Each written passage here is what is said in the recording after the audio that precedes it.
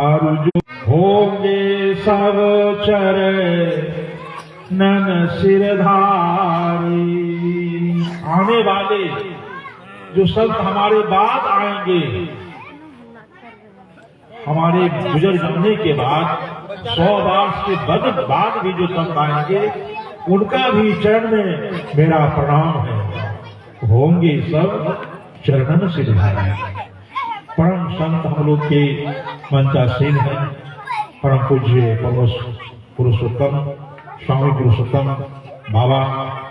और हम लोग जो भी आदमी खड़े हैं सड़क पर, उनसे प्रार्थना है कि आप लोग आ जाए। अगर सत्संग बैठ करके सुनेंगे बहुत लाभ होगा, और बच्चे उनको बैठा दें, कोई भी आदमी खड़े नहीं रहे।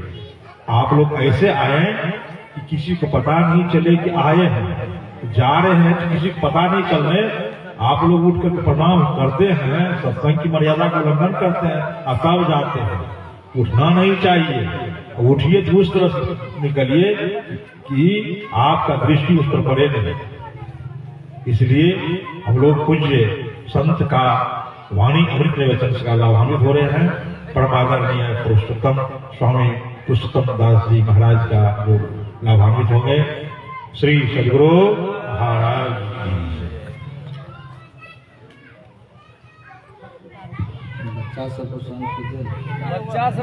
बच्चा सब देख सकते मारते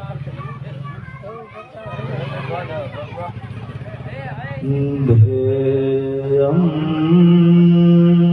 सदा परिभवगनमभीष्टदोहम् तीर्थास्पदं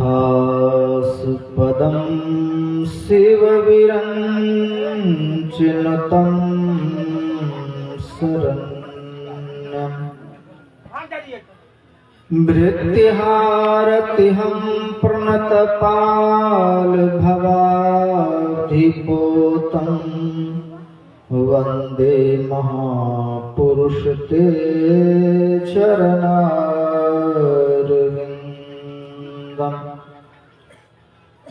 आदिगुरुदेव अनादिगुरुदेव अनंत गुरुदेव अखिल गुरुदेव चरण गुरुदेव शरण गुरुदेव श्री गुरु महाराज चरणारविंद नमो नमस्ते। बोले सद्गुरुदेव भगवान की जय, गुरुदेव भगवान की जय, गुरुदेव भगवान की जय। अखिल विश्व ब्रह्मांड नायक परम पिता परमात्मा सद्गुरुदेव के चरणों में कोटि नमन। मंचस्थ मुद मंगलमय साधु समाज, उपस्थित धर्म प्रेमी सज्जनों, भक्तिमती माता एवं आदरणीय क्षेत्रवासी, हम सबको विदित है कि आदरणीय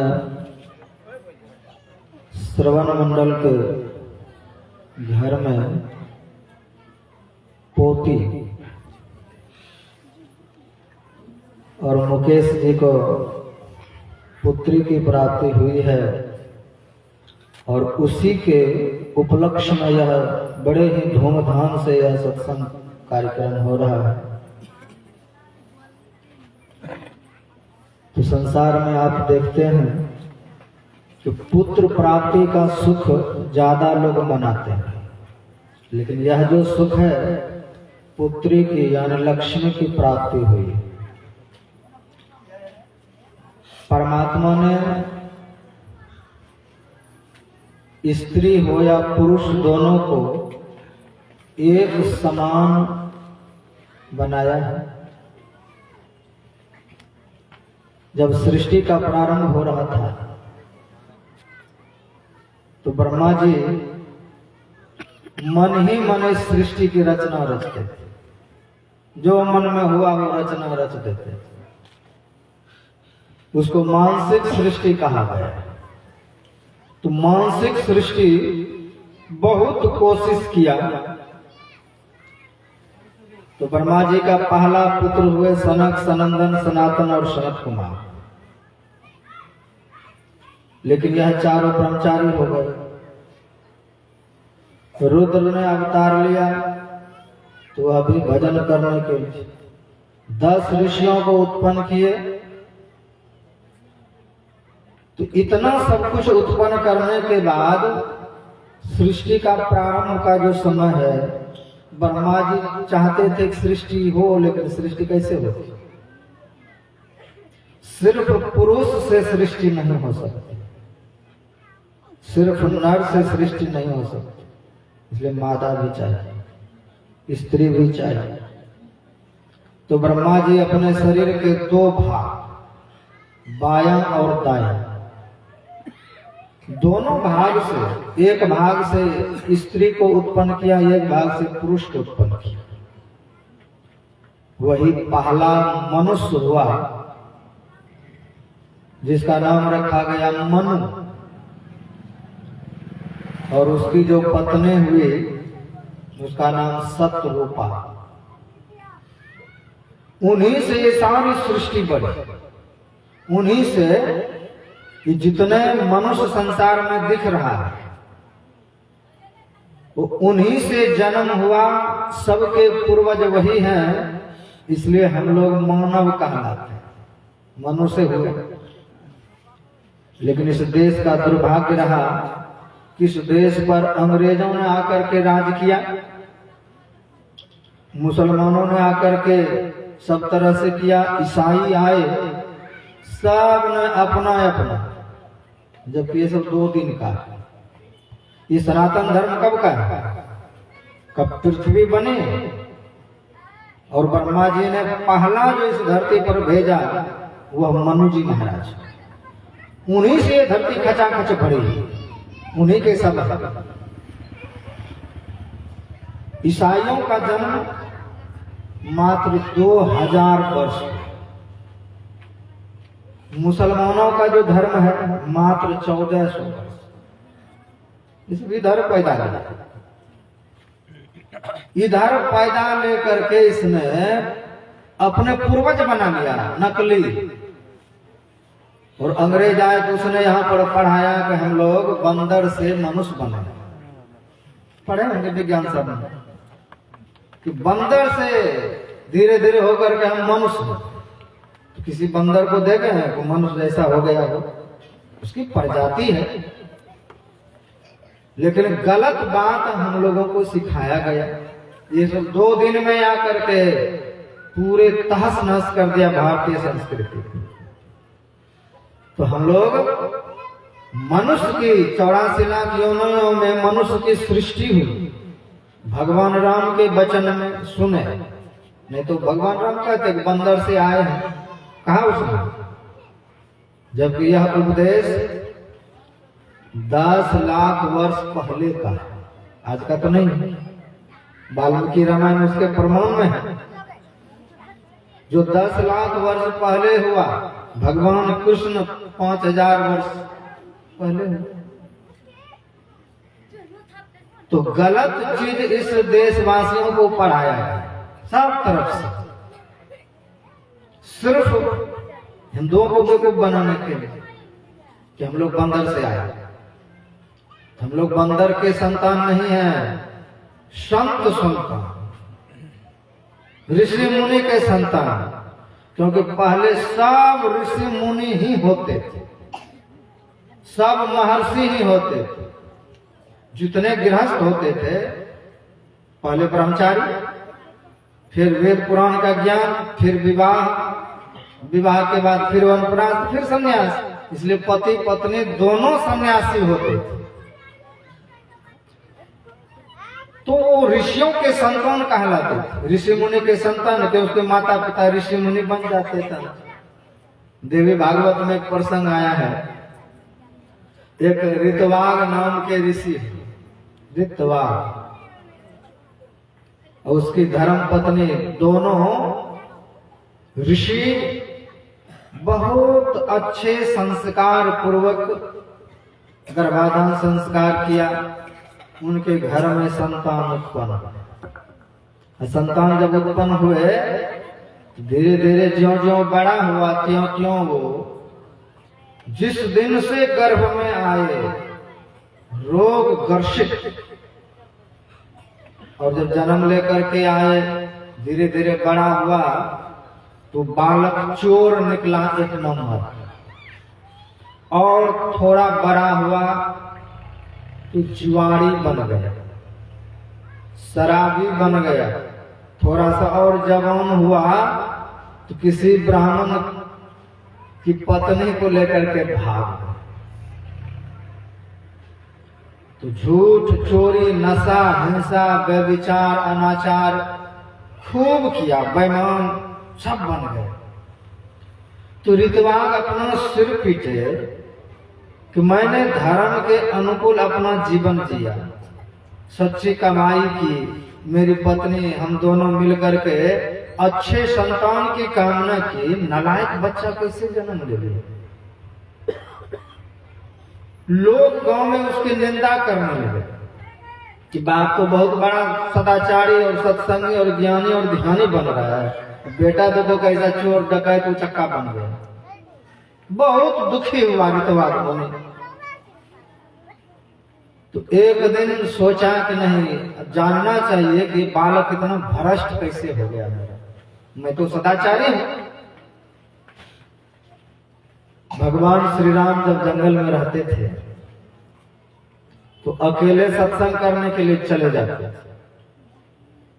तो एक दिन लक्ष्मण जी और सीता जी दोनों बैठे हुए थे पास में। तो भगवान राम जब वहां से लौट करके आए सत्संग से, तो लक्ष्मण जी को पूछते हैं कि पुष्पम दृष्ट्वा फलम दृष्ट्वा दृष्ट्वा स्त्रीणां यौवनम त्रिरूपाणि दृश्येव कस्य हरते मन। तो लक्ष्मण, सुंदर फूल देख करके, सुंदर स्त्री देख करके, फल देख करके किसका मन आकर्षित नहीं होता है, किसका मन कामी नहीं होता है। तो लक्ष्मण जी कहते हैं, पिता यस्य शुचिर्भूतो माता यस्य पतिव्रता उभयो जन्म तस्य न हरते मना। का जिसकी माता पतिव्रता है, जिसके पिता एक नंबर के सदाचारी हैं,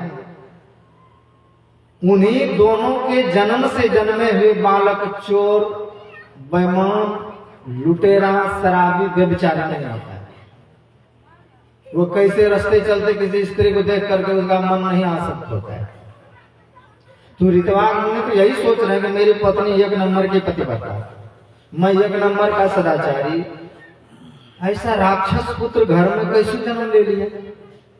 बहुत अपने आप का पश्चाताप किया कि मेरा इस कुल को धिक्कार है, इस पुत्र को धिक्कार है, कैसा जन्म ले लिया। सोचा कि जो हमसे विशेष ज्ञानी हैं उनके पास जाकर के पूछना चाहिए। तो उस समय गर्गाचार्य महाराज, और गर्गाचार्य महाराज को जाकर के सब सुनाया कि महाराज धिक कुलम, मेरे कुल को धिक्कार है, किस गलती के कारण मेरे घर में ऐसे शैतान बच्चा जन्म लिया। क्या मेरी पत्नी का कोई दोष है कि मेरा दोष है? क्या दोष है वो बताइए। तो गर्गाचार्य महाराज ने जब उसका भविष्य देखा तो कहते हैं कि हे मुनिराज, हे ऋतवाग, इसमें आपका कोई दोष नहीं। तो फिर मेरी पत्नी का दोष होगा कि आपकी पत्नी का भी दोष नहीं। फिर दोष किसका है? क्योंकि मैं समय देख करके पुत्र को जन्म दिया। अभी सुन रहे थे कि संध्या काल में जो संतान उत्पन्न करेगा वो राक्षस होगा। संध्या काल में अभी हम लोग कश्यप का चरित्र सुन रहे थे, किसी ने सुना? संध्या काल में अगर संतान को जन्म देंगे, संध्या काल में अगर पति पत्नी संयोग करेंगे तो उनसे राक्षस जैसे पुत्र जन्म लेंगे, क्योंकि भगवान शिव अपने गणों के साथ संसार में भ्रमण करते हैं, और जिसको उस हालत में देखता है अपना दूत भेज देता है, जाओ जन्म लो। क्योंकि शिव दूत ही रावण बने थे। जब उसने नारद जी का खूब मजाक किया तो श्राप दिया था। तो नारद जी के श्राप से शिव जी का 2 गण रावण कुंभकर्ण बना। लेकिन जिस घर में पति पत्नी संध्या काल में तम वेला में संतानों उत्पत्ति का कार्य करेगा, उसके घर में ऐसे शैतान जन्म लेगा। कहते महाराज हमने समय का बहुत ख्याल किया, संध्या काल में हमने पुत्र को जन्म नहीं दिया, सब कुछ देखो। कहा महाराज आपका दोष नहीं है, आपकी पत्नी का दोष नहीं है, समय का दोष है। तो फिर ऐसे कैसे हुआ? का 27 नक्षत्र, उनमें से कुछ ऐसा नक्षत्र है कि आपने उसका ख्याल नहीं किया। गांव घर में कहते हैं किस नक्षत्र में जन्म लिया है, तो वही नक्षत्र में रेवती नक्षत्र में आपका बालक जन्म लिया, गंडांक। इस नक्षत्र में जन्मे बालक ऐसे ही होता है। जिसको नक्षत्र का ज्ञान नहीं है कि अभी हम गर्भाधान संस्कार कर रहे हैं, 9 महीने के बाद उस दिन कौन नक्षत्र आएगा, कौन सा दिन आएगा, कितने बजे जन्म लेगा, सब टोटल ऋषि मुनि हिसाब करके बच्चे को जन्म देते हैं। तब ध्रुव प्रहलाद जैसे महान सब भक्त ही जन्म लेता है।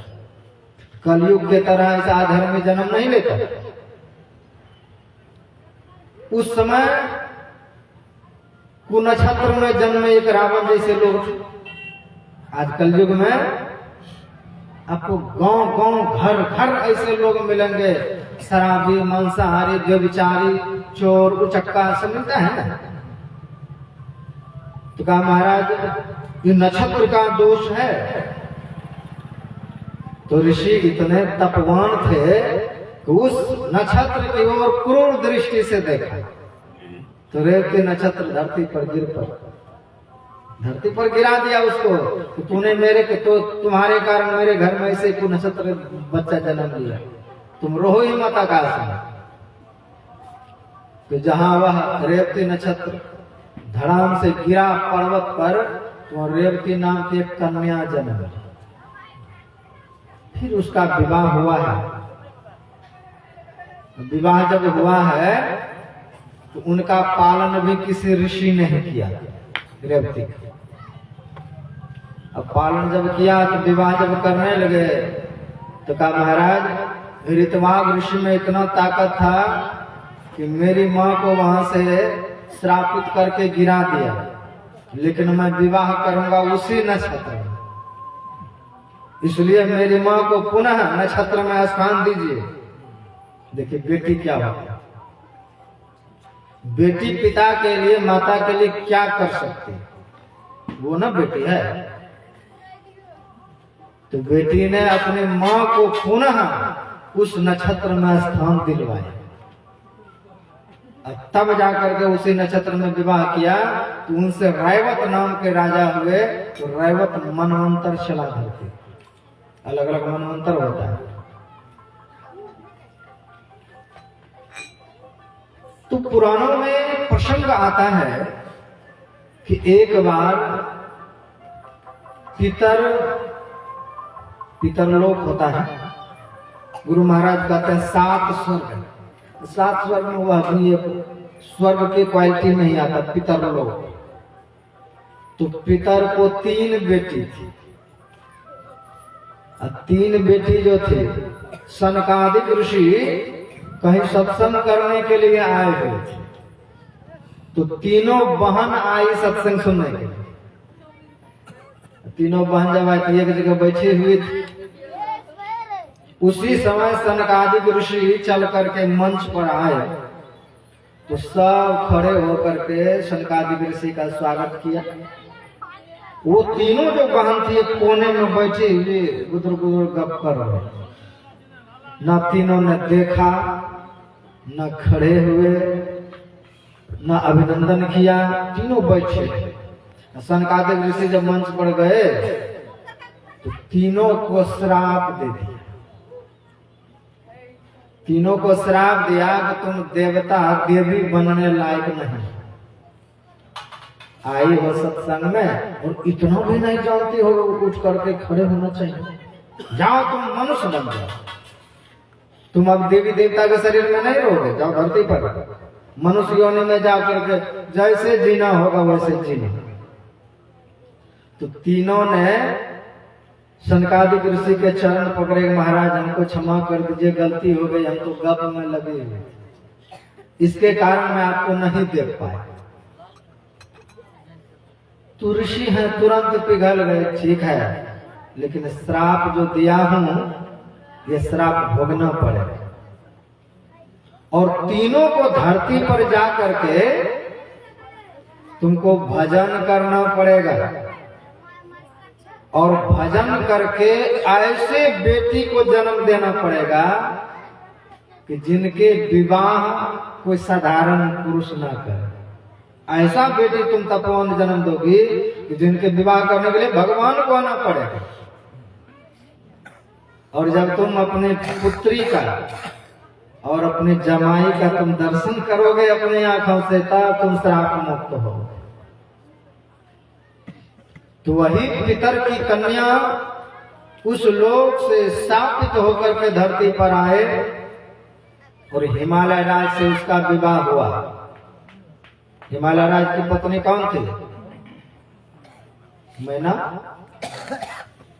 तो हिमालय राज का मैना के साथ जब विवाह हुए, भगवान शिव और सती जब पर्वत पर भ्रमण करने के लिए आते थे तो उन दोनों को देख करके हिमालय राज तरसते थे, काश मेरी भी ऐसी एक बेटी होती। तड़पती थी कि मेरा भी बेटी ऐसा हो। तो ऐसा बेटी कैसे फ्री में होगा? गुणवान बेटी फ्री में नहीं होता है, उसके लिए आपको तपस्या करना पड़ेगा, उसके लिए आपको भजन करना पड़ेगा। आप शास्त्र को उठा करके देख लीजिए, अच्छे पुत्र बिना तपस्या का किसी को नहीं मिला। जो भी चीज है, जिनको भी मिला, जहां भी मिला, उसने खूब तपस्या किया है। तपस्या का परिणाम है कि महान पुत्र को जन्म दिया। जैसे तैसे ना खुद में तपस्या है, ना सदाचार है, ना सत्संग है, ना जप है, ना ध्यान है, कुछ भी नहीं है, तो वैसे बच्चे को आप जन्म दें। जैसा पुत्र आप चाहते हैं वैसा आपको बनना पड़ेगा, नहीं बनेंगे। राम को जन्म देने के लिए दशरथ बनना पड़ा उसको। कितना उसने तपस्या की। तो मनु जी महाराज जो हुए, मनु जी महाराज को किस चीज की कमी थी? वो पूरे धरती के एक छत्र राजा थे। उसकी सुंदरी पत्नी थी, 5 संतानें हुई, उनमें से 2 बेटा हुआ, उत्तानपाद और प्रियव्रत। 3 बेटी हुई, आकुति, देवहूति, परशुति, किसी चीज की कमी रही। 5 संतानें, और उनमें से बेटी का जो बेटा हुआ, बेटी के बेटा कौन सा हुए? भगवान कपिल मनु जी महाराज के नाती हुए। अनुसुईया माता उनकी नतनी हुई। बताइए, नाती और नतनी कितने महान महान सब हुए? 9 नतनी हुई मनु जी, 9 नतनी एक से एक, शांति, कला, अनुसुईया।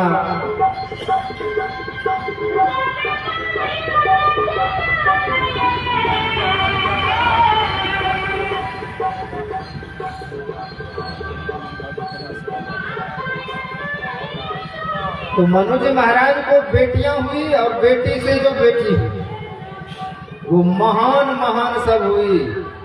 तो नाती और नतने दोनों ख्यातिवान हुए। ख्याति नाम की एक बेटी। पोता कैसा रहा? ध्रुव। ध्रुव नहीं के पोता, ध्रुव जैसे पोता हुए, उन्हीं के खानदान में दूसरे बेटे से भरत जैसे पुत्र हुआ, जिसके नाम पर ये भारत भूमि अभी तक वर्तमान में, अभी भी इसका नाम भारत है। ऐसे ऐसे बेटा पोता नाती नतनी से भरा हुआ जीवन था। तब मनु जी महाराज तपस्या करने किसके लिए गए? अब तो कमी है ही नहीं। किसी को धन ना हो तो धन के लिए तपस्या किया जाए, बेटा बेटी ना हो तो उसके लिए तपस्या किया जाए, लेकिन मनु जी को तो सब चीज था, फिर तपस्या क्यों? अगले जन्म के लिए। अभी जो हम लोग कुछ कर रहे हैं, इस जन्म में जो कुछ भी मिला हुआ है वो ठीक ठाक से रहे, और अगला जन्म मेरा महान हो, अगला जन्म मेरा बिल्कुल श्रीमान के घर में हो, एक एक पैसे के लिए ललायत ना हो, रूपवान शरीर हो, सब तरह से ज्ञानवान हो। तो अभी जो हम लोग कर रहे हैं, मनु जी महाराज ने उस जन्म में कितना तपस्या किया? 6000 वर्ष पानी पीकर, 7000 वर्ष हवा पीकर, अब 10,000 वर्ष एक पैर पर खड़ा होकर के मनु जी महाराज तपस्या किए। तपस्या जब किए तो 33 कोटि जो देवता है, सब देवता एक एक करके उनके सामने उपस्थित, और सब वरदान देने के लिए तैयार हैं। मांगिए, आप क्या मांगना चाहते हैं? तुमसे हम क्या मांगेंगे, तुम दे क्या सकते हो? उनमें से ब्रह्मा जी भी आए, शिव जी आए, विष्णु आए। ये सब कौन का? एक ब्रह्मांड में ये तीनों देवता रहता है। तीनों देवता का काम है, कोई बना रहा है, कोई उसका पालन पोषण कर रहा है, कोई उसको नष्ट कर देता है। जैसे आप मकान बनवाते हैं तो एक ठेकेदार आपका मकान बनाता है, अब दूसरा ठेकेदार आएगा, उसमें प्लास्टर करवा दे, पेंट करवा दे, सजा दे, खिड़की लगा दे, किवाड़ लगा दे। वही जब 100 वर्ष का हो जाए तो फिर तीसरा ठेकेदार को बुलाइएगा, उसको गिराइए, नहीं तो गिर जाएगा मनुष्य। पुराना मकान होता है तो तोड़वाते हैं। तो तीनों देवता का वही काम है। ब्रह्मा जी संसार को बनाए, विष्णु भगवान साहब का पालन पोषण कर रहा है, और भगवान शंकर एक दिन सब को मिटा देगा, फिर से समतल कर देगा, बिल्कुल खत्म कर देगा संसार। तो 3 देवता सब ब्रह्मांड में होता है। तो ब्रह्मांड कितने हैं? गोस्वामी जी कहते हैं, रोम रोम ब्रह्मांड में देखे तुलसीदास। ऐसे ऐसे हजारों ब्रह्मांड है, लाखों ब्रह्मांड है, अनंत ब्रह्मांड है। तो अनंत शिव, अनंत विष्णु, अनंत ब्रह्मा, अनंत इंद्र, अनंत मनु, सब कुछ अनंत अनंत। जब सब कुछ अनंत है तो वो भगवान कैसे है? क्योंकि इसको मरना पड़ता है। ब्रह्मा भी मरेगा, रुद्र भी मरेगा, इंद्र भी मरेगा, मनु भी मरेगा, कि भगवान नहीं। इसीलिए मनु जी महाराज के पास सब एक एक देवता आए, किसी का सुना भी नहीं कि जाओ तुम लोग अपने।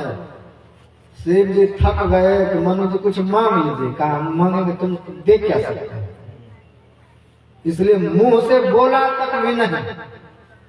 तब आकाशवाणी हुई, ब्रह्मवाणी हुई, जिनके अंश से हजारों लाखों ब्रह्मा से विष्णु इंद्र जन्म लेते हैं। जब आकाशवाणी हुई, उस समय मनु जी महाराज का शरीर कैसा था?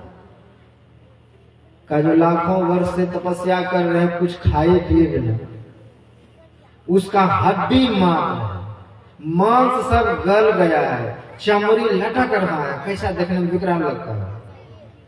जब आकाशवाणी हुई, वचनामृत को सुना, जैसे कान में शब्द गया तो बिल्कुल वो हष्ट पुष्ट उसका चेहरा, पहले जैसा तरोताजा हो गया। तब उसके समझ में आया कि ये कौन है जिसकी बाणी कान में जाते ही मेरा शरीर हष्ट पुष्ट हो गया।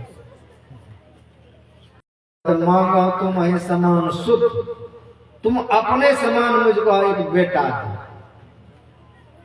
तो कहा मेरे समान तो कोई है ही नहीं, किसको हम देंगे? हम यहाँ ना आए सत्संग में कि बाबा कोई दे दीजिए, कर दीजिए अलग तुरंत। तो कहा ये राक्षस पुत्रों की करनी है कि माँ बाप को सुख भी नहीं देना चाहता है, तुरंत अलग होकर के अपना जी रहा है आराम से। अब बूढ़ा बूढ़ी तो कहा ऐसा जीवन जीते हुए मैं देखा हूं जैसे निपुत्र कोई जीता है, ना बेटा देखने वाला, ना बहू देखने वाला, ना पोता देखने वाला, दोनों बूढ़ा बूढ़ी बेचारे अपना जीवन यापन करते हैं। तो कलयुग में ऐसा तो बहुत मिले, ऐसा संतान बिल्कुल नहीं होना चाहिए। हम इतना भजन कर लें कि अगले जन्म में मेरा बेटा कौन बनेगा, अगले जन्म में मेरा जन्म कहाँ होगा, मैं इसी भारत भूमि में जन्म लेना चाहता हूँ। ऐसा संकल्प हो कि ध्रुव प्रहलाद जैसे मेरा बेटा हो, सेवा करने वाला हो, ऐसा मन में बैठा करके रखना। वही मनु जी महाराज किए, वह जीवन किस खूब सुख होगा तो प्राप्त किया। तो हम लोग जो कुछ कर रहे हैं ये अगले जन्म की तैयारी कर रहे हैं कि अगला जन्म मेरा कैसा। जगह तो बहुत आप लोग बैठिए, नाच थोड़े हैं, बैठ करके सुनेंगे तो ज्यादा आनंद और समझ में आए। तो अगले जन्म की हम तैयारी कर रहे हैं। भगवान ने आपको मनुष्य शरीर दे दिया, ये बड़ा दुर्लभ शरीर है, और आप जब मनुष्य के तरह न जी करके कोई कुत्ता की तरह अगर जीने लग जाए तो अगला जन्म उसका किस चीज का होगा? कुत्ते का होगा। मनुष्य शरीर में है लेकिन कुत्ता वाला अगर स्वभाव हो, कुत्ता वाला अगर आहार हो, कुत्ता वाला करनी हो, गधा की तरह हम अभी जीने लग जाए तो अगला जन्म निश्चित है कि हम वही बने। तो हम अभी कैसे रह रहे हैं, कैसे खा रहे हैं, कैसे पी रहे हैं, मेरा तपस्या क्या है, क्या भजन है, इस पर निर्भर करेगा कि आगे आप क्या बनने वाले हैं। हम अगले जन्म की तैयारी में जुटे हुए हैं कि अगला हमको क्या बनना है, किस लिए हम संसार में जी रहे हैं, तो अगले जन्म की सब तैयारी करते हैं। तो हिमालय राज और मैना दोनों तरसते थे कि सती जैसी हमारी बेटी हो, और उसी लिए वो जन्म लिया। अब कुछ दिन में सती माता ने सत्संग का अपमान करके भगवान शिव के वचन का अपमान किया, राम जी का अपमान किया, और अग्नि में जल करके शरीर छोड़ दिया। शरीर जब छोड़ दे तो बड़ा दुख हुआ हिमालय राज को कि जिस जोड़ी को मैं देखता था वो तो समाप्त हो गया, मैं क्या करूं। उसी समय विचार किया अगर आदि शक्ति जगदम्बा का तपस्या करके मैं वरदान ले लूं वो हमारी बेटी बन करके जन्म ले, इसके लिए तपस्या करना पड़े। महानता, महान बेटी को जन्म देने के लिए कितना तपस्या करना पड़ा है हिमालय राज को। हिमालय राज उल्टा लटक कर पैर में 100 रस्सी बांध करके टांग दिया, नीचे में हवन कुंड खोद करके उसमें हवन किया जा रहा है आदि शक्ति के नाम पर। स्वाहा 100 वर्ष तक तपस्या किए, आदि शक्ति प्रकट नहीं हुई। तब हिमालय राज कहते हैं कि मैं फिर 100 वर्ष तपस्या करता हूं, अगर ना प्रकट हो तो एक डोरी काट देने का राशि। 100 वर्ष तपस्या किया, प्रकट नहीं हुई, एक डोरी काटा। ऐसे करते करते 99 डोरी काट दी। तो 99 100 बरस तपस्या किया उसने। एक डोरी पर लटके हुए हैं हिमालय राज। फिर 100 वर्ष तपस्या किए कि देवी प्रकट हो जाए। कहा देखो हमने इतना वर्ष तक तपस्या किए लेकिन आदि शक्ति जगदम्बा प्रकट नहीं हुई, तो अब हम जी करके ही क्या करेंगे। देवी उठो और गरासी लेकर के इस डोरी को काटो, मेरा शरीर ही अब हवन हो जाए। लेकिन दाव पर लगाना पड़ता है। आप गुरु महाराज का भजन करते हैं, छुपा कर बचा कर, न तन हम इसको दे पा रहे हैं ठीक से, न मन दे रहे हैं, न धन दे रहे हैं, आत्मा को हम क्या दें, दे पाते हैं। गुरु महाराज के पास आते हैं तो गुरु महाराज को कहते हैं गुरुदेव आपके अलावा कोई नहीं है। घर जाते हैं तो पत्नी को कहते हैं तुम्हारे अलावा कोई नहीं, तो हम किसके हैं? ना इसके बनते हैं ठीक से, ना उसके बनते हैं ठीक से। बेटा को कहते हैं तुम्हारे अलावा बेटा मेरा कौन है।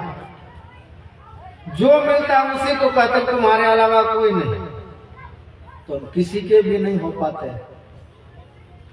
तो गुरु महाराज कहते हैं तन मन धन आत्म करी अर्पण में ही आज तर का, जिसने पूरा पूरा अपना तन दे दिया गुरु महाराज को, एक शरीर उसी का, मन दे दिया, आत्मा को दे दिया, तभी तर पाएंगे। तो तन तो दे दिया था, मन दे दिया था, सब कुछ देने के बावजूद भी आदि शक्ति प्रकट नहीं हुई। का अब उन्हीं के नाम पर इसको हवन ही कर दो। पहले तो हवन सामग्री दिए, अब मेरे शरीर को उसमें हवन कर दो। तो जैसे डोरी काटने के लिए मैना जाती है तो अष्टभुजा धारणी देवी प्रकट हुई कि तुम इतना कठोर तपस्या किस लिए कर रहे हो। का मेरी चाहना है कि आप मेरी बेटी बन करके जन्म लीजिए मेरे घर में, इसीलिए मैं इतना विशाल तपस्या किया हूं, इतना कठिन तपस्या किया हूं, आप मेरी बेटी बने। तो आदि शक्ति जगदम्बा ने वरदान दिया कि ठीक है मैं तुम्हारे घर में बेटी बन के आ रही। तो मैना समय पाकर गर्भ को धारण किया और समय पर वह जगदम्बा आदि शक्ति जन्म ली, जो पार्वती रूप में हुई, अपर्णा रूप में हुई। और नारद ऋषि वहां पर जैसे जाना जगदम्बा का जन्म हुआ, नारद ऋषि पहुंचे और पहुंच करके उसको तपस्या में रत दीक्षा दिया, गुरु है उनके, तो सब कुछ दे करके उसको तपस्या के लिए भेज दिया। विचारणीय विषय है कि जो माता जगदम्बा आदि शक्ति पार्वती माता के रूप में जन्म लिया, उसने पत्ता साग खा करके 4100 बरस तपस्या किया, तब शिव जी मिले, फिर में मिला। तो माता जगदम्बा ने 4100 बरस भूखे रह करके, हवा पी करके, साग खा के, कंदमूल खा करके भजन किया, तब भगवान शिव ने उनके साथ विवाह किए। आज जो शिव को प्राप्त करना चाहते हैं, सिर्फ सावन छोड़ करके 11 महीने तक धुक्कर चलता है सब, अब फिर भी चाहते हैं भगवान शिव मिल ही जाए, उनकी कृपा भी मिलेगी। जिसके बारे में गुरुदेव कहते हैं कि परम प्रचंड शक्ति, वही जो परम प्रचंड शक्ति है, आदि शक्ति जगदम्बा है, उसी दुर्गा का 9 रूप है। दुर्गा पूजा में 9 रूपों की पूजा है और शास्त्र में 9 के लिए अलग अलग विधान है। तो कोई खीर किसी को पसंद है, वो दुर्गा माया कौन है? पार्वती के 9 रूप, बेटी बन करके जन्म ली है तो बेटी रूप में उसकी पूजा है।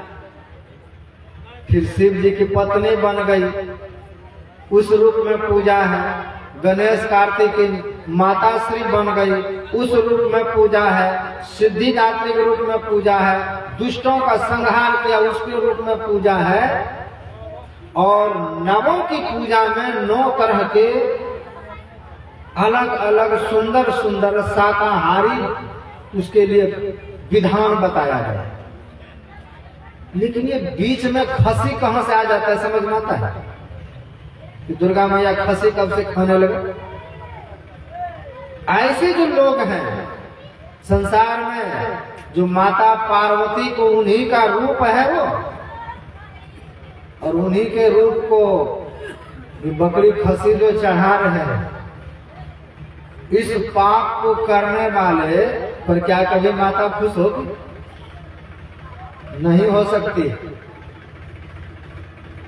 तो माता पार्वती का विवाह जब भगवान शिव से हुआ, भगवान शिव बाराती लेकर के जब आए, तो भगवान शिव का बाराती अलग था। सब अच्छे अच्छे देवता पहले से चले कि पहले हम लोग जाएंगे तो ठीक है। अब पहले अगर शिव जी ही दरवाजे पर बाराती के रूप में पहुंच जाएंगे तब तो 1 लोटा पानी भी कोई नहीं पूछे, क्योंकि इसका भूत दूत देख करके सब भागेंगे कि खिलाएंगे। इसलिए ब्रह्मा विष्णु इंद्र वरुण सूर्य कुबेर सब बाराती अपना अपना साज करके सबसे पहले गए। लड़का पीछे हैं, बाराती पहले पहुंच गए। तो नारद ऋषि छत पर पहुंचे हैं। मैना जी ने जब देखा अग्निदेव को तो कहती है कि हे नारद जी, आपको कैसे मैं धन्यवाद करूं कि आपने मेरी बेटी के अनुरूप इतना सुंदर वर ढूंढे हैं। वाह, बहुत अच्छा। कब माता जी ये वर उनके थोड़े हैं, ये तो उनके नौकर हैं, नौकर हैं उनके।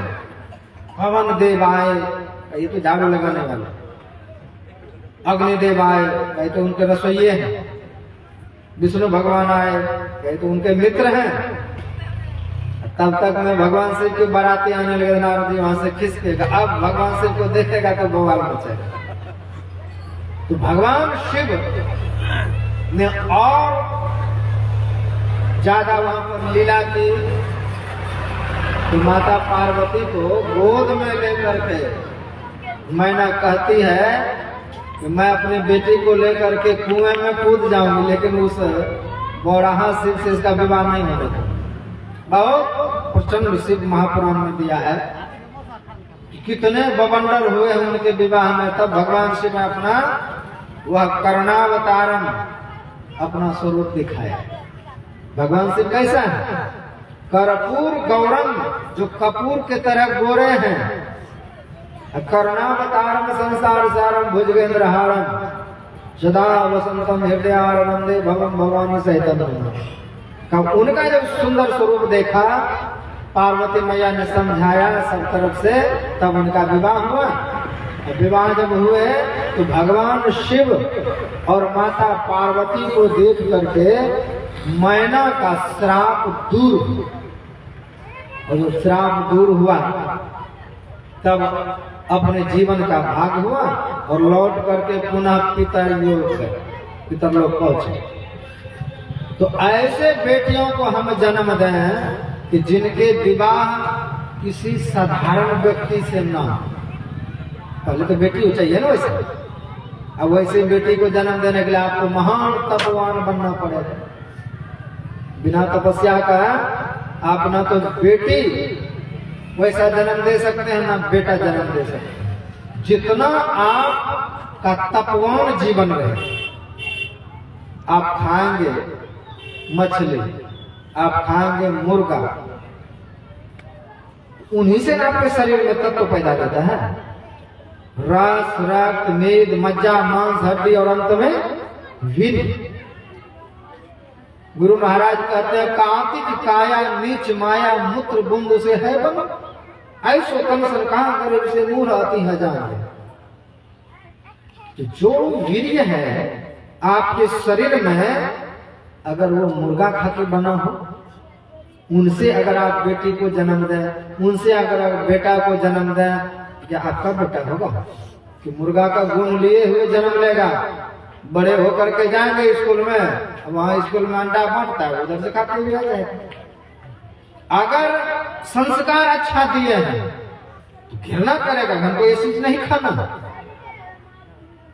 उसमें अगर गुण मौजूद नहीं है पाप वाला मांस का, तो उसको भूल चूक से भी दे देंगे तो वो नहीं खाएगा,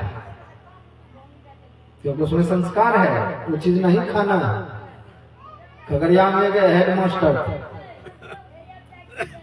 तो उसकी बेटी अंग्रेज की तरह देखने में लगती, पढ़ने के लिए ईसाई स्कूल में असम में भेजा, वहां वो पढ़े, सत्संगी परिवार, दीक्षित नहीं है, लेकिन घर में जो पला है, माता पिता उनके सत्संगी हैं, सब तरह के संस्कार है उसमें। ईसाई स्कूल में उसको भर्ती कर दिया कि बेटी अंग्रेजी पढ़े। अब वहां ईसाई लोग क्या करते हैं कि ये भ्रष्ट हो, किसी तरह धर्म भ्रष्ट हो इसका, तो भात में अंडा घुसा करके उसको खिलाते, किसी तरह ये खा ले। तो वो एक एक चावल ऐसे करे, सब निकाले, फिर खा ले, अंडा फंडा बाहर निकाल दे, रोते रोते खाए। मैं पूछी बताओ वहां जो तुम पढ़ती हो कैसे तुम्हारा निर्वाह हो रहा है ऐसे स्कूल में? तो रोने लगे। उसके बाप को बुला के क्यों रो रही है पूछिए इसको। कहा बाबा क्या बताएं, जब मैं भोजन करने जाती हूँ सब तो मांसाहारी है, लेकिन मैं नहीं खाती हूँ, मेरे भात में अंडा घुसा घुसा के खिलाया, लेकिन मैं एक एक करके निकाल देती हूँ। कहा चलो तुम्हारे मन में इतनी है, निकाल दिए, रस दाल में दे दे, तब क्या करोगे तुम? उसके बाप को डांटे, बेटी को भ्रष्ट करने भेजे, वहां जल्दी नाम कटवाइए वहां से। तो नाम कटवाए, सामान तमान वहां से लाए। तो उसमें उतना संस्कार था, खिलाना चाहे तो भी ना खाए। दूसरे के बाद क्या होता है, गुरु महाराज की सौतेली मां वो खाती पीती थी, गुरु महाराज बच्चे थे, जिसके मुंह में ठूस देगा तुम भी खाओ, कंठ में अटक जाए, उल्टी हो जाए, बीमार हो जाए, तो कंठ से भीतर जाते हैं नहीं। ये होता है संस्कार। तो गलत संस्कार से जन्म जो संतान होगा वो खाएगा वही चीज। अगर आपने बैमोनी के धन से शरीर में तेज उत्पन्न किए हैं, चोरी के चीज से खाए हैं, मांस मदिरा खा करके शरीर में तेज उत्पन्न किए हैं, उनसे जो संतान होगा उसी गुण स्वभाव को लिए हुए जन्म लेगा। आप बाद में बन गए परम सत्संगी, बेटा महान भ्रष्ट। क्यों हुआ?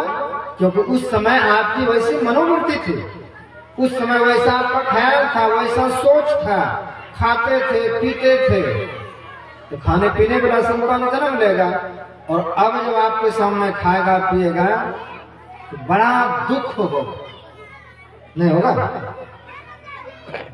जो माँ बाप सत्संगी है, बेटा मांस खा रहा है, बेटा शराब पी रहा है, उसके दुख को देखिए वो कितना दुखी है, वो कितना भीतर से दुखी होता है कि मैं तो सत्संगी बन गया, बाबा मेरा बेटा नहीं मान रहा, वो खाता ही नहीं। एक सत्संगी का बेटा हमको पहुंचाने जा रहा था, उनके तुम भी खाते हो कि सत्संग करते हो? क्या नहीं बाबा हम लोग मांसाहारी। घर में तुम्हारे माता पिता? नहीं बाबा मेरे माता पिता ऐसे हैं, खा के आते हैं दरवाजे पे चढ़ने भी नहीं देते, पहले नहाते हैं तब जाते हैं। तो पेट में जो है आपने देह को पोछ लिया, नहा लिए, लेकिन पेट में जो लेकर के मांस गए, वो जो आपका सांस लगेगा वो बाप का भजन बनने देगा? पत्नी को भी भ्रष्ट, बालक को भी भ्रष्ट, अपना कुल सब भ्रष्ट करने वाला ये रीति है। इसलिए मुंह में जो डाल रहे हैं कोई चीज, वही मुंह में डाला हुआ चीज एक दिन संतान बन करके आएगा उसी के रस से। क्योंकि जो चीज खाएंगे उसका अंतिम तत्व तेज बनता है। इसलिए मुंह में सोच समझ करके डालिए, क्योंकि जो डालेंगे उसका गुण लेकर के संतान जन्म लेगा। इसलिए इस चीज को समझिए, जो आप देखेंगे, इसलिए पिता का प्रथम दायित्व होता है कि जैसा हम पुत्र चाहते हैं वैसा हम बन जाए। तो उसके बाद माता का दायित्व आता है। जब माता, संत गरीबदास जी महाराज कहते हैं, पानी की जल बूंद से जिसने बनाया साज, तो परमात्मा कैसा है? एक पानी के बूंद से हमारा शरीर बना है। पानी की सुई पवन का धागा 9-10 मास सीखते लगा। जब पानी की सुई है पवन का धागा है, वो पानी शरीर का रूप धारण कर रहा है, पिता जैसा होता है। अब बताइए कितना, वो जो एक बूंद पानी है उसमें पिता का मुख का आकृति है। बेटा जन्म लेता है बाप से मिलता जुलता है, उसका आवाज भी मिलता है। कई को आप पहचान लेंगे फल्ला का बेटा, आवाज उसी के जैसा लगेगा। रूप से पहचान लेंगे फल्ला का बेटा है। बताइए उस पानी में क्या कितना करामत है कि पिता के एक बूंद पानी से बेटा का रूप लेकर के आया, उसका गुण स्वभाव लेकर के आया। तो सब चीज तो आपका ही है। आप कैसे कहते हैं मेरा बेटा बिगड़ गया? आप बिगड़े थे उस समय, बिगड़े हालत में संतान को जन्म दिए, शराब और मांस खाकर, तो बच्चा नहीं बिगड़ेगा। दूसरा इफेक्ट पड़ता है माता। माता जो 9 महीने तक उस जलबुंद को अपने गर्भ में धारण किया, उसने क्या देखा? वो टोटल चीज बालक देखेगा बड़ा होकर के। क्या सुना? मुंह से बकेगा, गाली गलौज, सत्संग, भजन, कीर्तन, जो माँ ने सुना, जो देखा, जो खाया, जो पिया, जो इच्छा जगी, जो आपने ग्रहण किया जीवन में, 9 महीना तक वो माता का संपूर्ण ज्ञान, अज्ञान, विज्ञान सब चीज लेकर के जन्म लेता है। आप किस हालत में है? तो टोटल चीज महाभारत के प्रसंग में आता है कि जब वंश समाप्त हो रहा था, राजा शंतनु के जो पुत्र हो उसका वंश समाप्त हो रहा था, अकेला भीष्म पितामह बचे हुए थे। तो माता सत्यवती कहते हैं भीष्म 2 बेटा जो जन्म लिया वो तो मर गया, अब मेरे कुल में तू ही एक बचा हुआ है, इसलिए तू ही इस कुल की रक्षा कर, विवाह कर ले ताकि संतान जन्म देकर के कुल की रक्षा कर। तो भीष्म पितामह कहते माता जैसा हम हरगिज नहीं करेंगे, न तो विवाह करेंगे न संतान को जन्म, क्योंकि मैंने संकल्प लिया हूं आजीवन ब्रह्मचारी करना। तब सत्यवती कहती है कि मेरा एक बेटा जो कुमारी अवस्था में मैं जन्म दिया था, जो व्यास देव जी, उसको बुलाओ। उसको बुलाया गया। उसको बुलाने के बाद नियोग विधि से, दृष्टि के विधि से एक माता हुई जो उस ऋषि को देख करके भय के कारण उसका शरीर पीला पड़ गया। तो उनसे पीलिया से युक्त बालक जन्म लिया, जो पांडु थे सब दिन रोगग्रस्त। एक ने भय से आंख बंद कर लिया तो जन्मांध बालक जन्म लिया धृतराष्ट्र। तो कहा माता जी ये 2 बालक जो जन्म होगा, एक तो अंधा जन्म लेगा, एक रोगग्रस्त जन्म लेगा।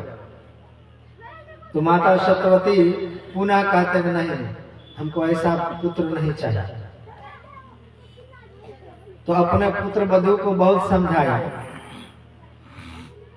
समझाने के बावजूद भी उसने अपने दासी को भेज दिया। इतना भयभीत ऋषि को देख करके, अब दासी को भेजी तो दासी बिल्कुल प्रेम पूर्वक, नियम पूर्वक ऋषि के सामने जाकर के खड़ी हो जाती है और नेत्रों के द्वारा नियोग हुआ, जो विदुर नाम से प्रसिद्ध महान ज्ञान। तो माता का कैसा लक्षण था? वो बालक पर दिखा, वो धृतराष्ट्र हुआ, वो पांडु हुए, और ऐसे करके उस परिवार की रक्षा की गई, रक्षा। तो 9 महीने तक माँ के ऊपर निर्भर करता है कि आप कैसा बनना चाहते हैं, कैसा बनाना चाहते हैं। उस बालक को ज्ञानी बनाना चाहते हैं तो ज्ञान की बात सुनिए, ध्यानी बनाना चाहते हैं तो ध्यान खूब कीजिए, ध्यान की बात को सुनिए। अब दिन रात जब हम चोर उचक्के व्यभिचारी लोगों का संसर्ग करेंगे, टीवी मोबाइल पर वही देखेंगे, तो आजकल बच्चे बिना मोबाइल का खेलता है, खिलौना कोई लाके देता है बच्चे को, खिलौना से बच्चा खेलेगा नहीं, उसको मोबाइल चाहिए। ये संस्कार पड़ गए। ये संस्कार कहां से लाया? का माँ के गर्भ से। तो यह माँ के गर्भ से जो संस्कार लेकर के बच्चे जन्म ले रहे हैं, उसमें सत्संग का कोई बात नहीं। जैसा आपने 9 माह तक अपना विचार रखा, जैसा स्वभाव रखा, उसका निचोड़ है वह बालक एकत्र है वहां पर सब चीज। 9 महीना में आपने क्या खाए, क्या देखे, क्या सुने, क्या बक दिए, क्या कान से सुन लिया, आपको आप भूल गए, लेकिन बच्चा वो टोटल चीज लेकर के आए, वो नहीं भूलेगा, क्योंकि उसके शरीर में एक एक परत जब बन रहा था तो उस परत में छुपा हुआ है, एक एक खून के बूंद में है, टोटल चीज है। तो माता के शरीर से बच्चे में नाभि के द्वारा जो ज्वाइंट रहता है, टोटल चीज खाया पिया सुना उसी के द्वारा संस्कार रूप में जाता है। माता का खून ही तो जा रहा है। उस अवस्था में आप अगर मांस खाए हैं, मांस का खून बन करके उसमें गया है, तो बड़ा होकर के मांस खाएगा। आप कितना बड़ा भी सत्संगी बन जाइए, नहीं रोक पाइएगा उसको। तो उसके खून में वो संस्कार, उसके हड्डी में वो संस्कार है।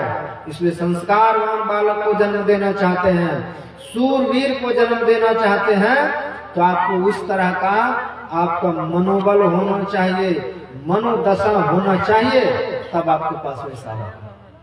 इसलिए संतान का जन्म बड़े सोच विचार करके दीजिए, क्योंकि वो जीवन भर के लिए होगा। जीवन आपका नरक न बना दे, ऐसा संतान जन्म मत दीजिए। इसलिए बड़े सोच विचार की बात है।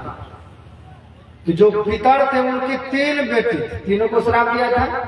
तो एक बेटी ने माता जगदम्बा को जन्म दे करके शिव को अपना जमाई बना करके उसने अपने जीवन का उद्धार किया। दूसरी हुई सुनैना, और सुनैना ने सीता जैसे पुत्री को प्राप्त किया और उसको बड़े प्रेम से उसका पालन पोषण किया, और राम जी से उनका विवाह, राम जी से विवाह हुआ ना। राम जी और सीता जी को, बेटी और अपने जमाई को देख करके वह सुनैना जो है उसका उद्धार हो। तो दूसरी बेटी का उद्धार हो गया। फिर तीसरे द्वापर युग में वही कलावती के रूप में जन्म ली, और कलावती ने राधा रानी को जन्म दिया, जो भगवान कृष्ण जिनके परम प्रीतम हुए।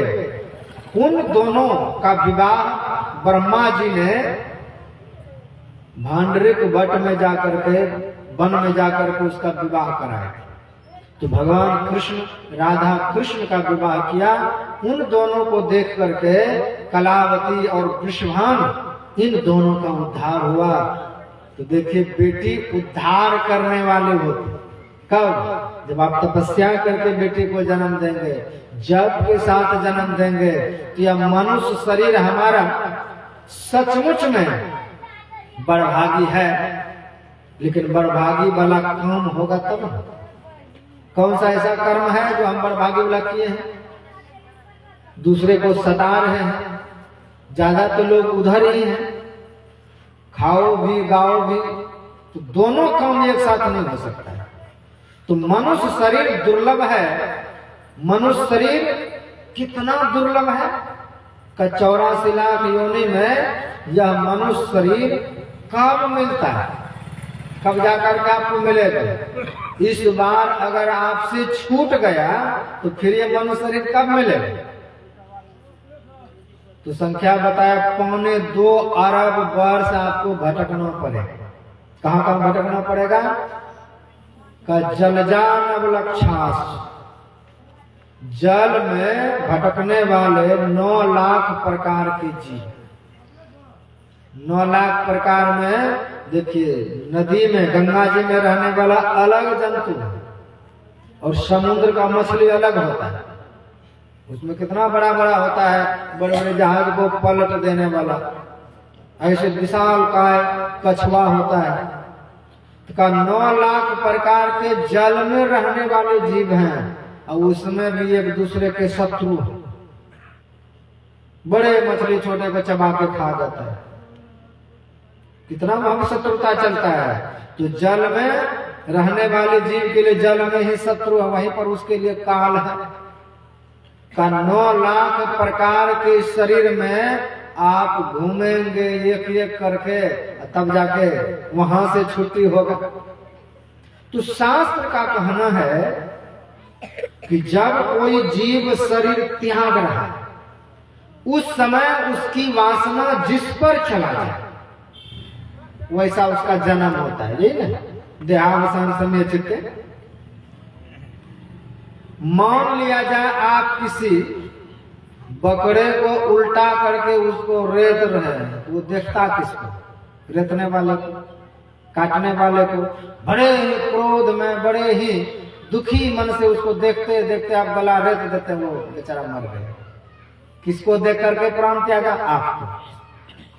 जब आपको देख करके उसने प्राण त्यागा और आपका ही बेटा बनकर के जन्म ले ले, पोता बन के जन्म ले ले और दिन रात लठियाए, तो इसमें कोई आपत्ति है?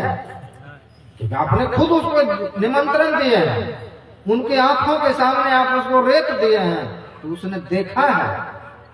चाहे कछुआ को उबाल के खाइए कि मछली को मार दीजिए, आपको देख देख करके तड़पते तड़प के प्राण गया उसका, तो आपके घर में जन्म लेगा।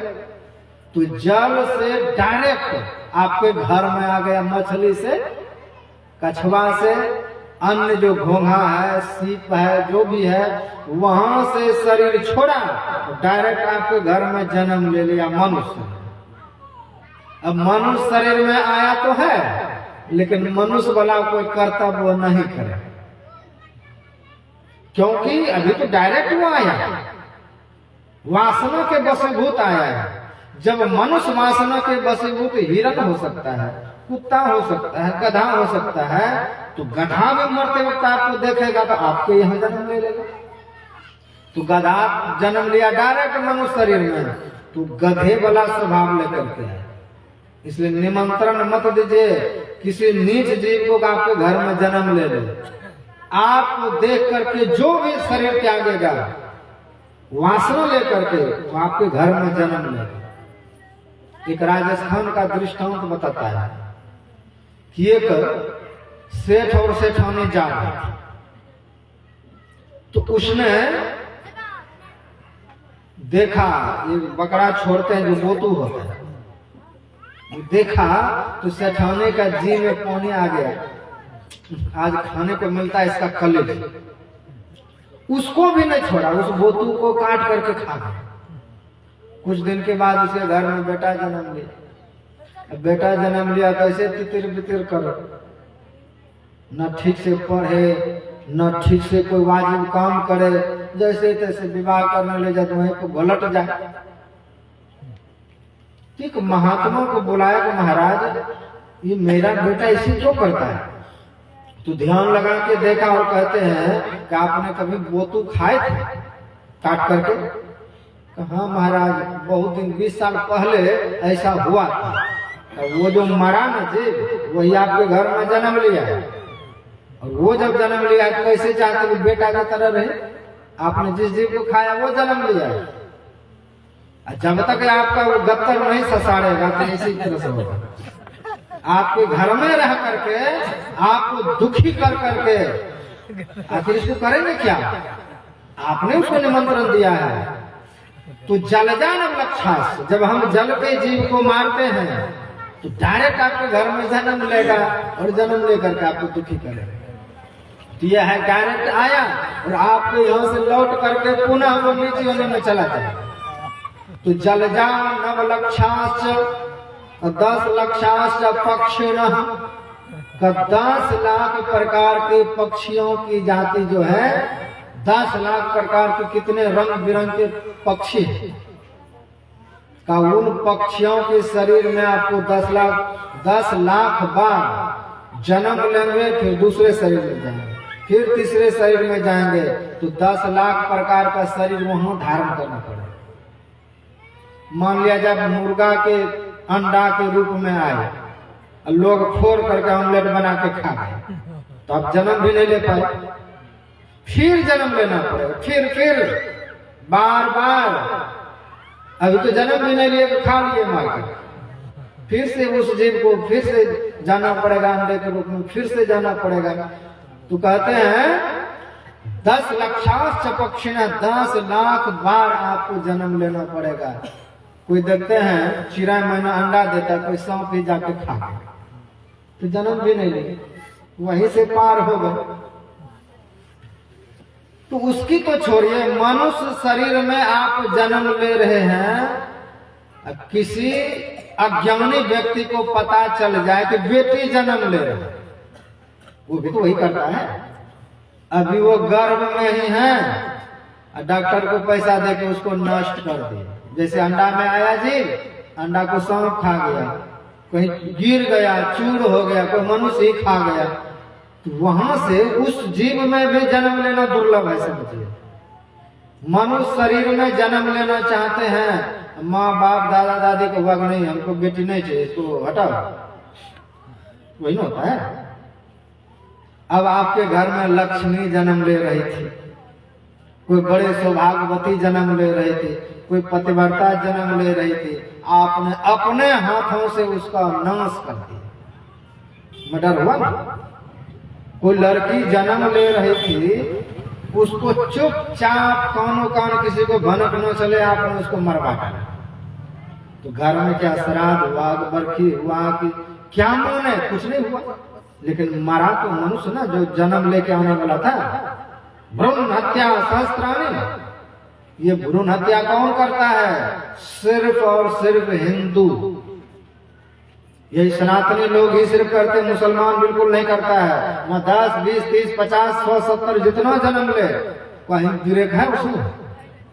लेकिन ये हिंदू लोग भगवान को मानते भी हैं, पुनर्जन्म को भी मानते हैं, सब कुछ मानते हुए गर्भ में आने वाले उस बालक को नाश करते हैं कि हमको घर में नहीं चाहिए पोती, हमको पोता चाहिए।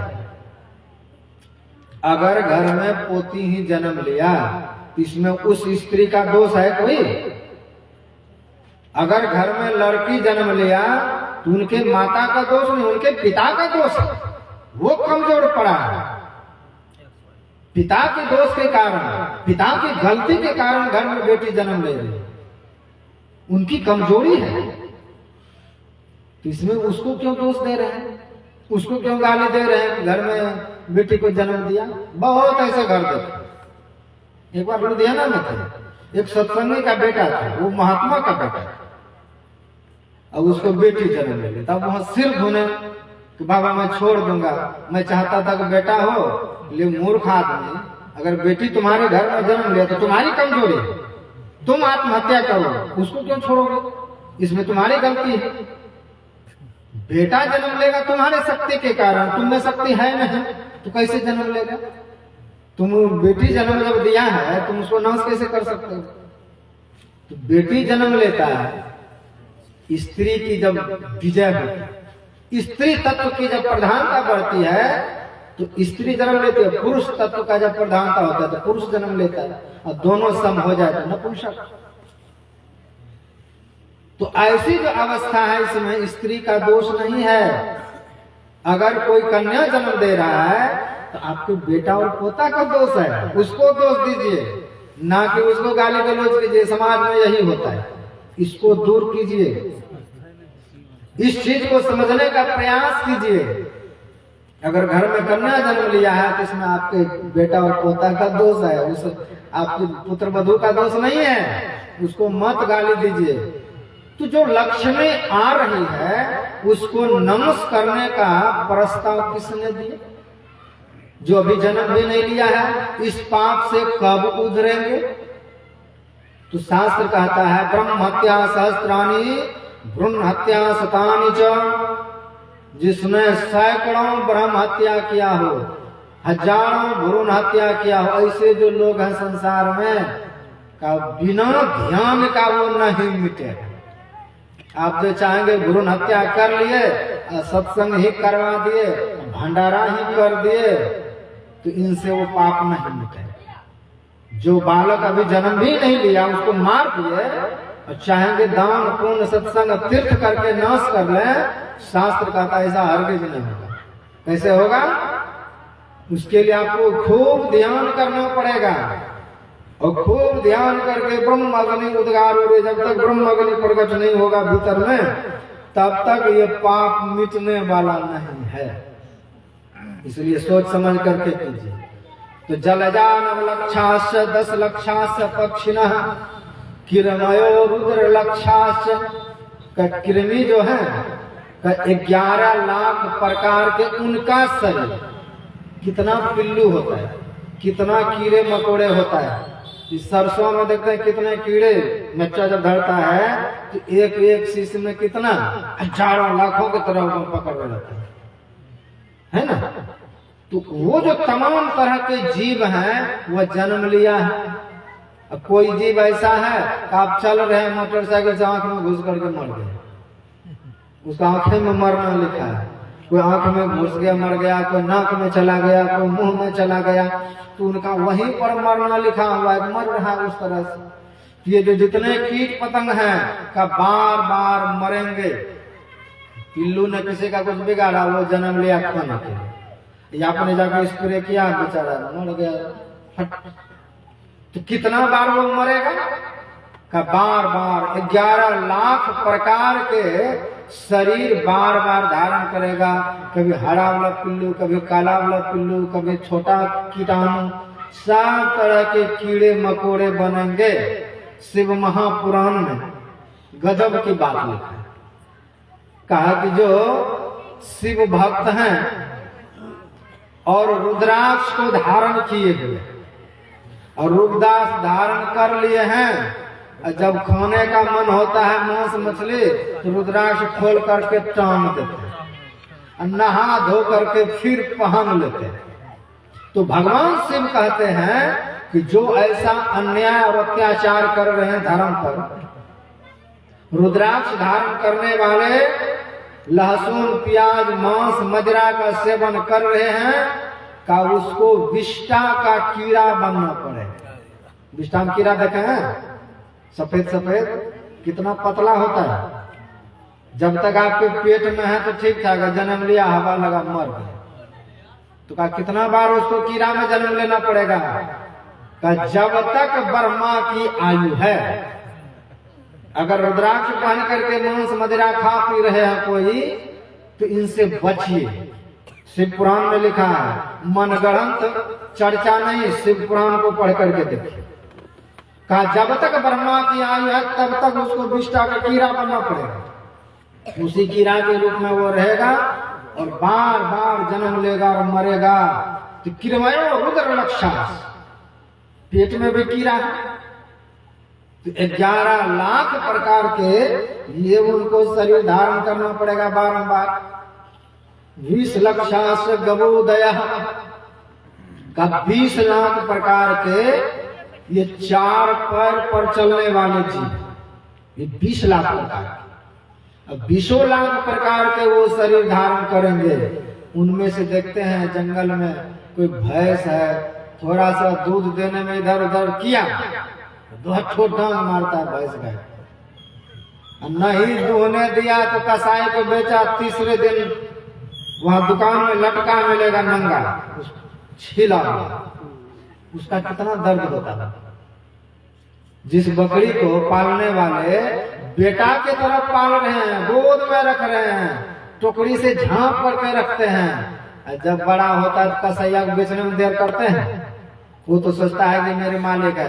बकरी को अपना घर का पता है, बकरी अपना घर ढूंढते हुए चला जाता है, तो जानता है कि यही मेरा घर है, यही मेरे मालिक हैं, यही मेरे अपने लोग हैं। वो तो अपने समझ रहे हैं, लेकिन आपको जिस दिन ज्यादा दाम मिला उस दिन उसको भेज देते हैं। जान रहे हैं कि ये ले जाएगा, काट के इसको छील के तुरंत खाएगा। ये पाप, ये जो पाप करवा रहे हैं ये भयंकर पाप। वैसे बकरी पालने में पाप नहीं हो, तो घास भूसा खाने वाला है, लेकिन उसको अपना स्वजन संबंधी के तरह रखते हैं और कसाई के हाथ में बेच देते हैं। ये घनघोर पाप है। पैसा का लालच में हम उसको मरवाने के लिए भेज रहे हैं, मारेगा इसको हर हालत में। तो कहा ये 4 पैर पर चलने वाले जो जीव हैं कितने हैं? 20 लाख प्रकार के। इसमें कभी बकरी बनेंगे, कभी गधा बनेंगे, कभी भेड़ बनेंगे, कभी कुत्ता, कभी गिदड़। यही सब बनते बनते अंत में इनसे आपको छुटकारा मिलेगा जब 20 लाख प्रकार के शरीर धारण कर लेंगे। तब कहाँ जाएंगे? अस्थावरा स्तनम लक्षाश का ये जो पेड़ है का इसमें भी प्राण होता है। पेड़ पौधा गुल्म लता औषधि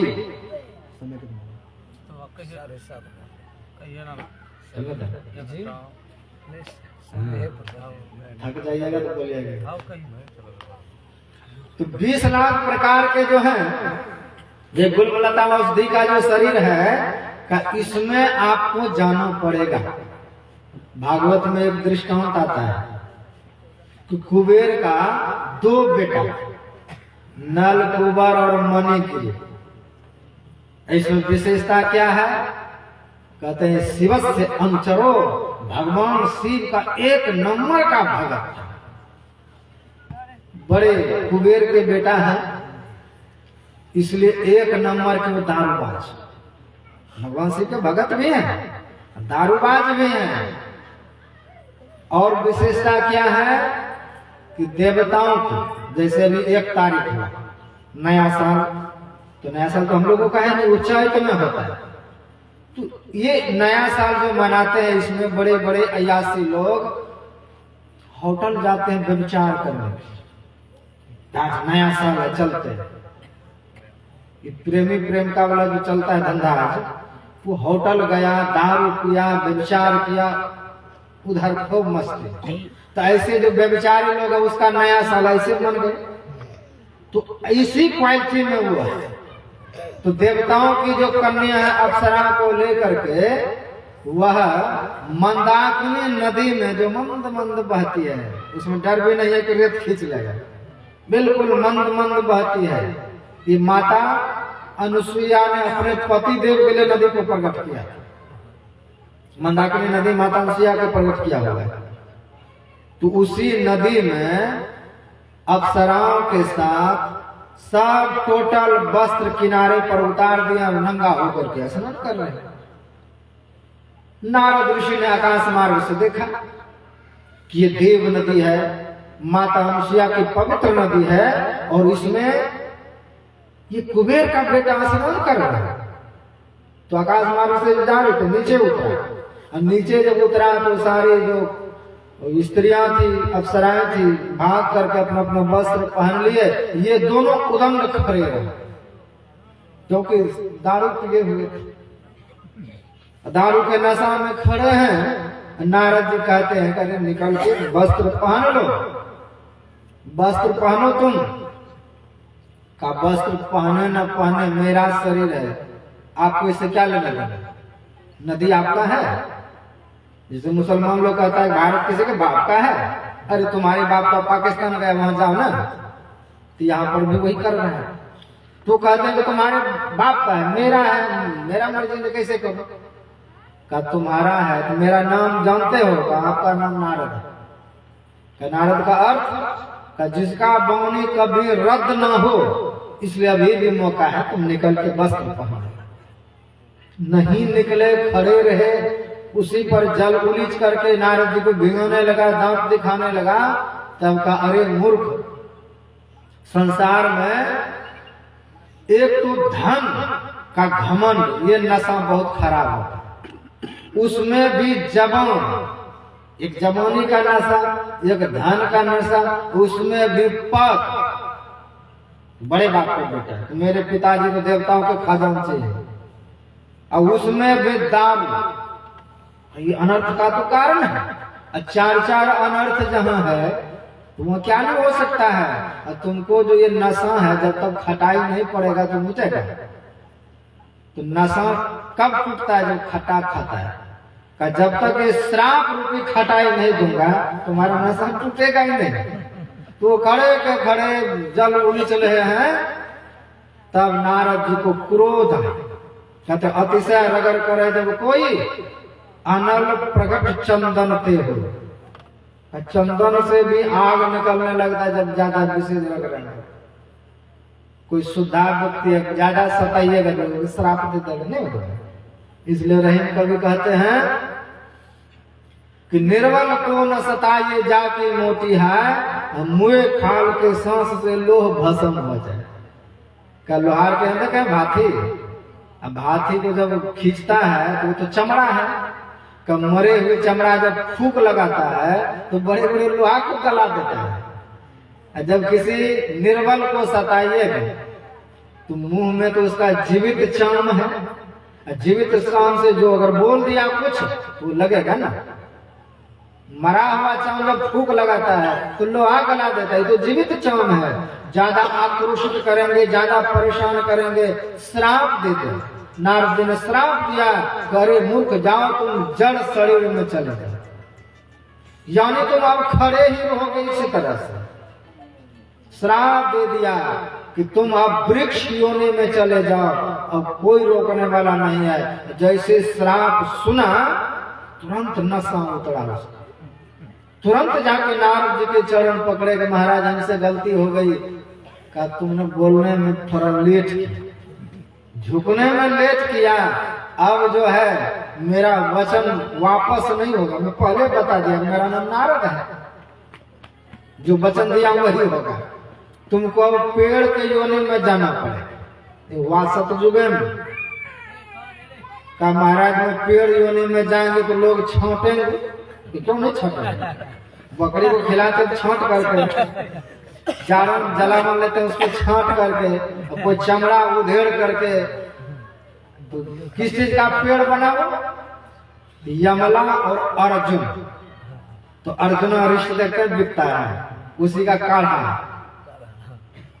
तो वो तो ऐसे पेड़ बने हैं कि उसका छील छील करके लोग काढ़ा पिएंगे। जड़ भी काटेंगे, छील भी काटेंगे। तो दुर्दशा तो होना ही है। का महाराज फिर मेरा उद्धार कब होगा? का उद्धार का गारंटी तो नहीं है, लेकिन फिर भी कह रहा हूं कि जब भगवान श्री कृष्ण इस धरती पर अवतार लेंगे, उसकी अगर दृष्टि पड़ जाए तुम पर तो हो सकता है तुम्हारा उद्धार करके जाओ। तो दोनों गए और जा करके मथुरा क्षेत्र में, मथुरा क्षेत्र में गोकुल में जा करके दोनों पेड़ बन गए, जमुआ पेड़। दोनों एक ही साथ उगे, जैसे यहाँ खड़े थे वैसे वहां जाके खड़े पेड़ बन गए। अब पेड़ जब बन गए तब पड़े हुए हैं, गिद्ध बैठ रहा है, लेट्रिन कर रहा है, कोई छांट रहा है, कोई काट रहा है। युग युगांतर तक बने रहे। द्वापरांत युग में जब भगवान श्री कृष्ण अवतार लिए और अवतार लेकर के जब आए तो भगवान तो लीला करते थे माखन छोड़ी। एक दिन भगवान सुबह सुबह जगह और आंख मलते हुए मैया के पास पहुंचते, यशोदा मैया के पास। यशोदा मैया उस समय दधि मंथन कर रही थी, और दधि मंथन कर रही थी कि अपने लाला को देंगे। तो मैया उसको गोद में लेकर के अपना दूध पिलाने लगी। देखिए यशोदा मैया जो है अपने लाला को अपना दूध क्यों पिलाती है? अपना दूध इसलिए पिलाती है कि मेरा ममता, भक्ति, ज्ञान, वैराग जाए, टोटल मेरा ज्ञान उसमें परिवर्तित हो। लेकिन आजकल अपने बच्चों को कि मेरा शरीर खराब ना हो, बच्चों को बोतल पकड़ा रहा है।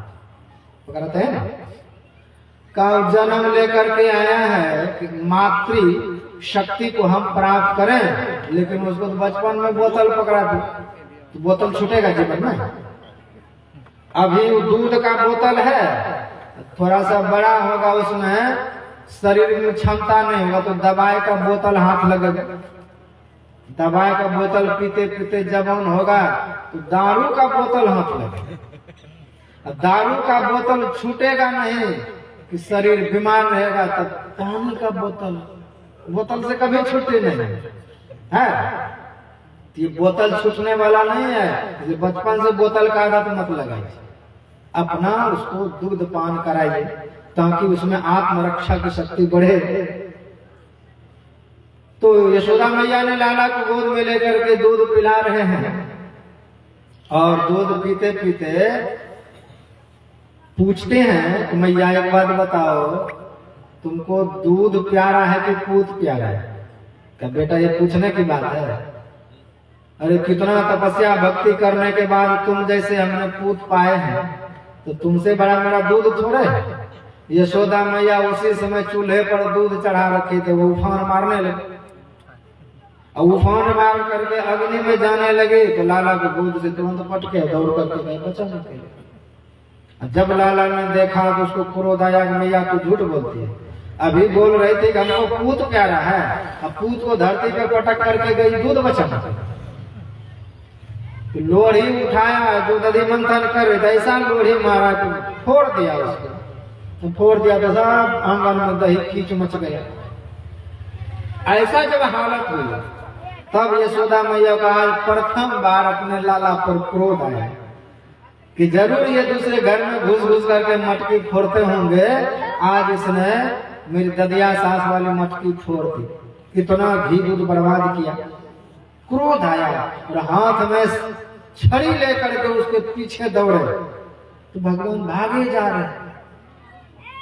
सुखदेव जी महाराज कहते हैं कि जिसके भय से यमराज भी कांपता है, जिसके भय से सूर्य चंद्र ये प्रकृति अपने अपने जगह पर काम करता है, कहते हैं आज वो परमात्मा माँ के भय से, देखिए जब वो परमात्मा पुत्र बन करके आए हैं तो माँ के भय से भगवान भागे जा रहे हैं। माँ के हाथ में आकर के भगवान भी छोटा बन गए, शक्तिहीन बन गए, भागे जा रहे हैं। जी जी अच्छा समझते हैं। तो कहते हैं इस तरह से भगवान भागे जा रहे हैं। पकड़ करके जब लाया है तो उसको बांध करके उखल में बांध दिया। उखल में जब बांध दिया उसको तो आज भगवान स्वयं बंधे हुए उखल पर बैठे धूप में पड़े हुए। तो भगवान विचार कर रहे हैं जब मैं रोज खुला था तो कंस मामा रोज कुछ न कुछ राक्षस को भेजते थे, उसका उद्धार करते थे। आज मैं क्या करूंगा, आज मैं खुद बंधा हुआ।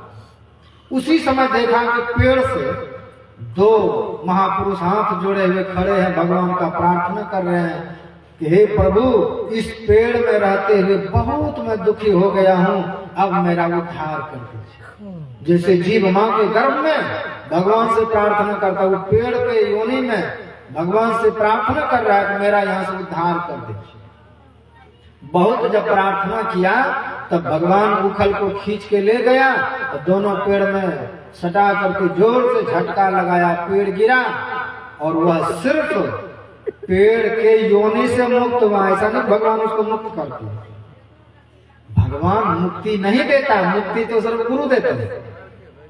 तो भगवान ने उस पेड़ के योनि से उसको मुक्त किया और मुक्त होकर के अपने पिता के पास वापस हो गए। पिता के पास वो चले गए लौट करके।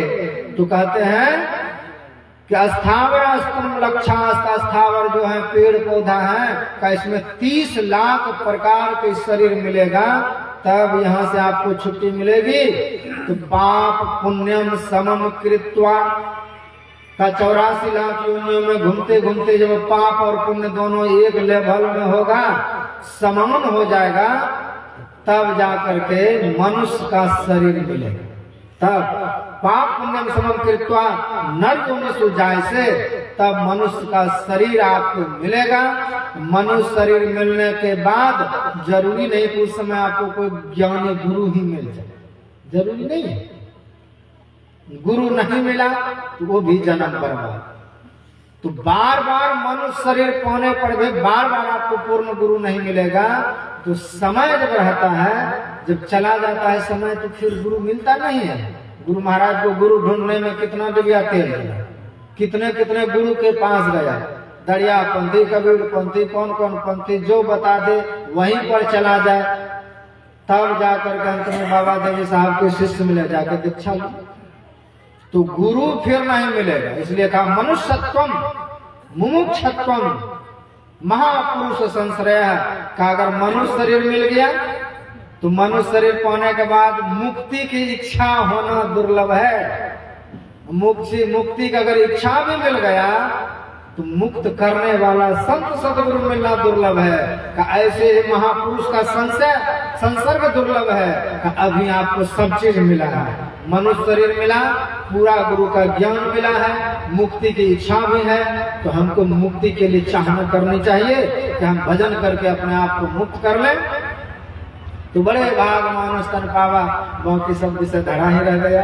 तो ये सब विषय बड़े ही प्रबल और बड़े ही विराट हैं, जिनको इतने से सत्संग से नहीं समझाया जा सकता है। कि विराट विषय है रामचरितमानस को समझना। एक एक विषय पर 7-7 दिन प्रवचन हो सकता है, बड़े गंभीर रूप से हो सकता है, तब इसको समझा जा सकता है। जितना समझे हैं उतना कीजिए। तो मैं गुरु महाराज से प्रार्थना करता हूँ कि जिस बच्चे के जन्मदिन पर यह महान कार्य हो रहा है, हे गुरुदेव, उसमें अच्छी संस्कार हो और बड़ी हो करके वह अपने जीवन के महत्वपूर्ण कार्यों को करते हुए अपने माता पिता परिवार को खुश रखें। बोलिए सद्गुरुदेव भगवान की जय।